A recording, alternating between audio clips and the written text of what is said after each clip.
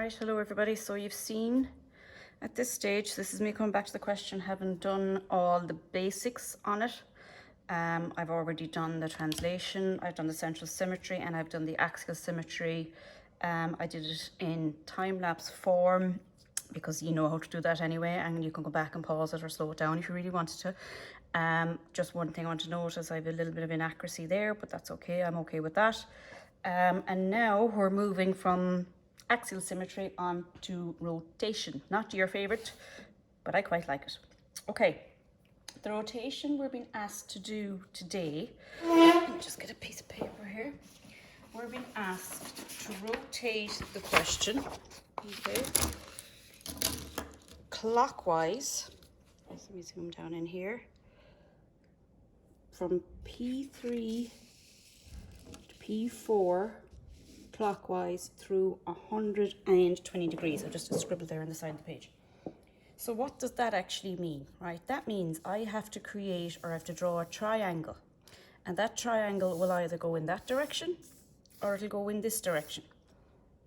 And the top point of the triangle will be, let me just zoom out a wee bit, I just realized I'm kind of going off page. One of the 2 points, either this one down here or this one, will be the point of rotation. So how do I figure out which one it is? Well, the first thing I have to say to myself is 3 is going to 4, P3, P4. So it's either going that way, rotation, or it's going that way, and ultimately ending up at P4. Okay? Now, because you can't go from P4 to P3, you're not going to go backwards, so we can only go in those 2 directions. And then if I look at it, which one of these is clockwise? Well, it's this guy over here. Clockwise, P3 to P4. Now, this little diagram can be drawn on your sheet or it can be drawn on your actual exam paper if you wanted to. But we're going clockwise, we're rotating P3 to P4. Now, so if I'm going this way, I know my triangle is going to be over here for definite. And the top point of the triangle is going to be my rotation point R. So next thing I have to look at, so we've covered the fact that it's anti-clockwise. The next thing I have to look at is the fact that it's 120 degrees. And what that means is that the angle up there has to be 120 degrees, okay? And you're going to put your compass at rotation point R, you're going to open it to P3, and you're going to rotate as far as P4. Okay, and the total angle there is 120 degrees. So if I look at that triangle, it's an isosceles triangle, so both arms are the same length. Both angles are the same angle. So therefore, go back to your basic maths. We know a triangle has 180 degrees. Okay, I subtract the 120 from it. That gives me the 60. Okay, and then I divide that by 2 in order to get me 30 degrees. And what that means is my angle in there is going to be 30 degrees. And my angle in there is going to be 30 degrees as well. Okay, so that's it in sketch form. And I would be doing that every time I'm tackling one of those questions. Out with the sketch, draw what it might be. In other words, by sketching it, you figure out what's wrong and what's right. So I now know I have to join P4, P3 to P4, I have to join them, and I draw off at an angle of 30 degrees from each of the points. Okay, now there's other ways of doing that 30 degrees as well. You could draw it from one side only and bisect the line. Either would be correct. Okay, so that's my rough sketch. Back here to my sheet where we're going to do it properly, even with my bit of inaccuracy. So let me zoom out. Second now. I'm going to just move the camera a little bit. Can you see P4? You can kind of. I'll turn it this way slightly. Okay. Alright, so there's my P3 to P4. So the first step I said there a minute ago was to join them. So I'm literally going to join those 2 points. P3 to P4.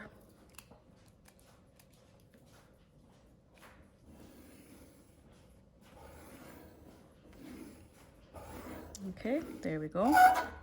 Points joined. And then I know my triangle is going up here, and I know my angle at those corners to make that triangle is going to be 30 degrees. Now, I could measure off, as I said a minute ago, 30 degrees each time. Mind you, I have to go up and get my protractor. Where did I put that? But I can also... Where is my protractor? I can also measure 30 degrees from one of the points, okay, and put in the rotation point by bisecting. So because I haven't done it this way before, and to be honest, this is possibly more accurate, I'm going to do it that way now. So I'm just going to bisect the line first. And actually, bisecting the line wouldn't be a bad idea, because that would now mean that in 3 of our transformations, axial symmetry, central symmetry, and now rotations, we will bisect between the points. So what I suppose I'm trying to say is, if you're answering this question in the exam, go ahead and bisect between P1 and P2, P2 and P3, P3 and P4, and P4, and whatever it might be, however many times you have to do it. And the bisection every time will tell you, or I'll get you some marks. All right, so there's my bisection line. I'm going to put that in and extend it up. And now I'm going to go in with the protractor and measure 30 degrees. Just be careful with the protractor that you line it up on the right line. It's on my yellow line there, around that line joining P3 to P4. Line it up with the center of P4. Yep, I'm happy with that. And go 30 degrees, so 10, 20, 30. Now, when you are doing a rotation, you all know at this stage that it can be difficult to keep this one accurate, particularly if you have been inaccurate already. But here's the thing, you're getting the absolute majority of your marks for the how you did it, and whether your solution based on how you did it is right. If you are inaccurate, first of all, you will rarely lose marks unless you are so inaccurate that you are over, usually around 2 millimeters away from where you should be, or maybe even more, it depends. But either way, your concern is finishing and drawing. Okay, that gives me a rotation point or. Now, while I was talking there, I went ahead and I drew in the other side of the triangle, and I just want to show you now with my protractor that the angle over here between blue and yellow, and there it is, it's also 30 degrees. Can you see that? 0, 10, 20, 30. So in blue and yellow, it's 30 degrees. So the bisection will work as well. Now, that's worth 4 marks, believe it or not. That little bit is just it out of 70. And every other symmetry I've done so far was 4 marks for each stage. So it ended up being 3 threes, 9, and 9, and 9. And then this one in total is worth 12. I think off the top of my head, but I'm pretty sure I'm right in that, or I wouldn't say it. So what we're going to do now is, okay, let's just look at this first of all. That technically is your first rotation, okay, because you rotated through 120 degrees point by point. That's your first. So now I need to do it for 1, 2, and 3, but I'm going to need to measure 120 degrees each time. Okay, and that's what you have to remember. People think this is a difficult question. It's not. It's tedious, but it is not difficult. And by tedious, I mean you just have to do the same thing a lot, and it makes it feel like it's harder because it's getting more complicated because you have more lines, but it is not more complicated. All right, so I'm going to do the first one in red. I'm sorry, I'm trying to look at what colors I haven't used. So point R, which I should mark in, R for rotation, is joined to point number 1. Okay, so there's point number 1 there. So step 1 of rotating a single point. There it is, point R to 1. What I now have to do is I have to measure 120 degrees okay, by putting the center of my protractor at R and lining up the 0 with my R1 point. And then I count around. And do get into this habit of counting up, because you could easily measure 120 there and that's not the right 120. It's 0, 10, 20, 30, 40, and make sure you've gone over 90. That's how you know you're right. 120 is there. Now, a lot of people make that mistake and it's just using a protractor. That's where the error comes in. Okay, so then I put my pencil on the dot. I measure from the protractor back into first year. What I tell you always to do, pencil on dot, slide the set square up to meet the dot, and then pivot the set square around the pencil, and that's how you get accurate. Okay, so there's my line. Possibly not long enough, but I think I'm okay. Make it longer than you think. Okay, so then what do? I get out the compass. I put the compass at R. I open it to point number 1. Okay, so it's R to 1. There's my setting. I rotate it from point 1 all the way over to the other red line. And that is my new point 1. Okay, and here's the bit I want you to take note of. Between the 2 red lines, right there, that's 120 degrees. Okay, let's go on and do another one. Okay, go with green. So, R to 2. Okay, so I'm going to do this in the green. Now, a couple of little checks you should be making as you go through these. A couple of little things you need to be thinking about. R to 2, if I look at it, if I look at the positioning of the green line, it's in between the blue and the red. So therefore, when I move it, it should still be in between the blue and the red. Okay, so again, 120 degrees, back up with that protractor, the thing you felt that you never needed to bring half the time. And here we are using it constantly, or a lot. All right, so again, be careful with your 120. It's not over here. It's going from 0 all the way over, and there's my 120. And if I look at it, and if I look back here at where I was, look, the green here is slightly closer to the red point. And it's the same here, slightly closer to the red than it is to the blue. How long do I need this one to be? Not terribly long. And again, back out with your compass. So rotation point, I am rotating the point from here. I am rotating it for 120 degrees so that it stops just there. Can you see what I'm doing? Okay, so point 1, point 2, point 3 is our last one. I'm going to go with an orange color for that. So R to 3, first half of the angle, or first bit of the angle. Before I leave the green one, look. Green to green is also 120 degrees. Okay. So orange to 3, again, protractor next, protractor on the line. Now you could, by the way, do all the lines, draw them all in at once, then measure all the angles at once, and then measure all this, or draw the second lines, and then do all the rotations in one full swoop. And yes, it would mean you would be slightly quicker, not terribly quicker, but certainly a bit quicker.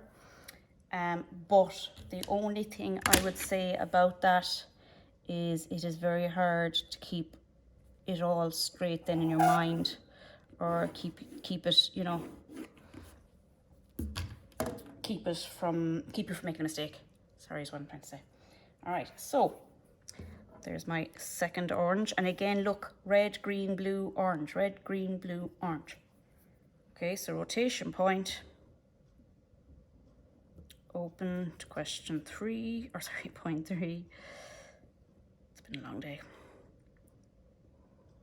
There it is, and bring it over.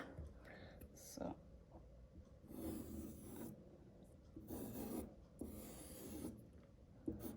where it crosses, which is there. That is now 0.3.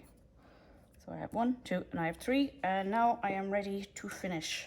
So the first thing I'm going to do is join 2 to P. I'm just do it lightly for the minute. Then I'm going to get my compass, and I'm going to say, well, at 1, the compass should open up to where again? I'm trying to remember now. The compass, oh yes, it should open to, I do need to join 1 to 3. It should stand at 1 or sit at 1 or whatever you want to put it. There it is. And actually looking at it as a general thing there now, it doesn't look as accurate as I thought it might.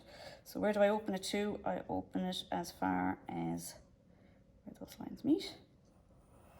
Okay, just draw it lightly for the moment. Now take my compass again and do the same at number 3. Open to God. Oh look, they do. They more or less meet in the center. So we're not doing too badly. And then keeping the compass as it was set, open it to number 2 and mark it. Okay, I can see a bit of inaccuracy there, see that point. But you know what, there's two, apart from the fact that, look, it gets awkward, as I said earlier on, at this stage of the question. I have supersized this from A4 to A3. The sheet I gave you to print in order to help you do the question was A4, so I just printed it in A3 size so I could draw it, so you could see it. And as a result, the lines are all quite thick. And in fact, if you look at the distance between there and the circle, it's about the thickness of the line that joins P. So yes, I am very happy with that. Also, I shouldn't have gone on so much about that amount of accuracy. You're fine if you can do it, lads. You'll be grand. Oh, Jenny, what's my draw now, you see, because I was talking. Yeah, now that's messy. Don't do that. I did that on purpose there now so you could see how terrible it looks and that you won't do it on your own. What happened was my compass just moved slightly, which I think is the reason I stopped using this compass in the past. Anyway.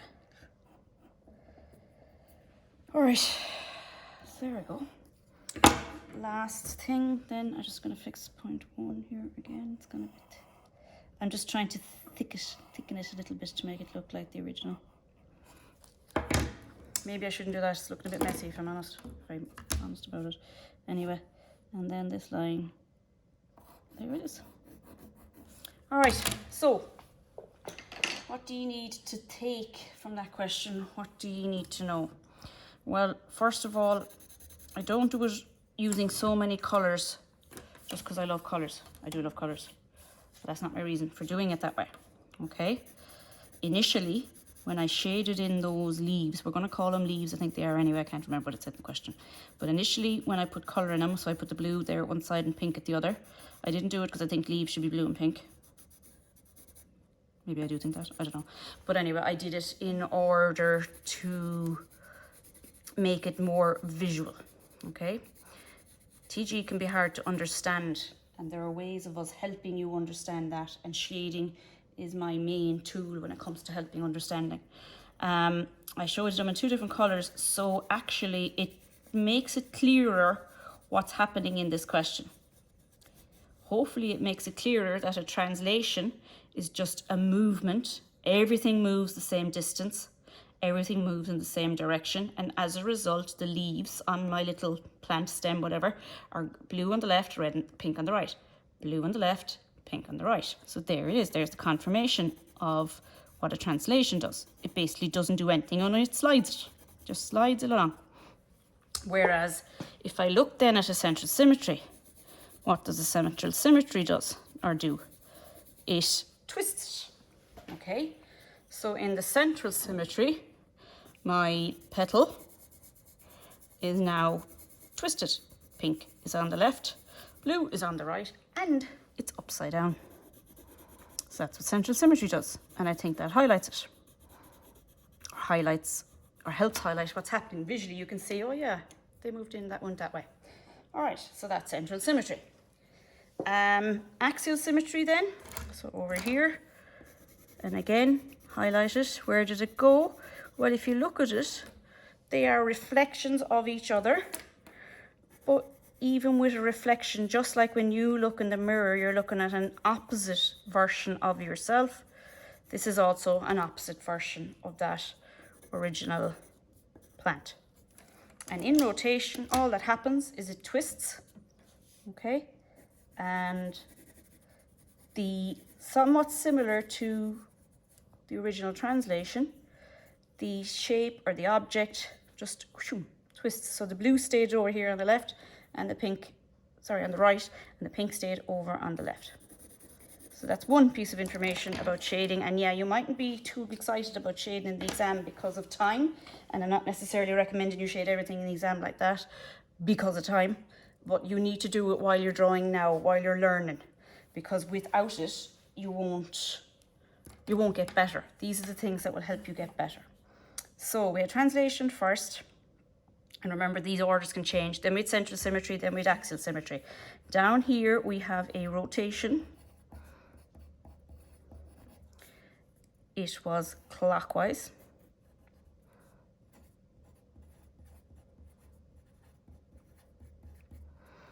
And it was through 120 degrees. Okay. Last thing I want to say, and it's going back to colors again. So shading helps you visualize the object and what's happening and how it's going to happen again. And it'll happen the same way in every question. Doesn't matter what the shape is. Slide, twist, reflect, turn.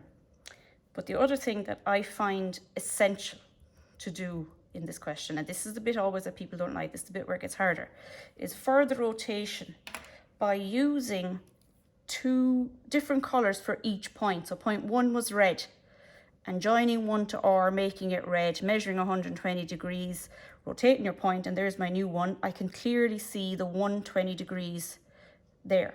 I can see the triangle, I could highlight it. Green, the same thing. Joining green to R, measuring 120 degrees, keeping it green, and there's no confusion. Can you imagine if all of those 4 lines were grey? It's doable. I'm not saying it's not doable, but it makes it so much more difficult. So why not just have a couple of maybe 4 or 5 colouring pencils in your set?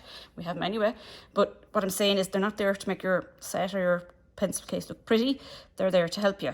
And if I go through them with the blue as well, just continuing on, R to P initially was the blue. And actually, just to look back, there's the triangle that I used to find point R at the very start anyway. But if I look at it, the blue triangle even is a rotation. Well, obviously it is, but you can see it's the same as the ones I did subsequently. They weren't different. It was the same thing. I was doing the same thing in a just slightly different way. Next one I had then, or the last one, was the orange one. And just to prove again, R to 3, measured 120 degrees, brought over 3. There was my final point 3. And just like we've had on every other one, there's my 120 degrees. Okay, now, here's something you might have thought of or might not have, I don't know, it doesn't matter. If they're all 120 degrees, how come when I go in and I draw in my little curvy line, are they all different sizes or different lengths? And the connie among you, or the cute among you, will have copped that 120 degrees is an angle.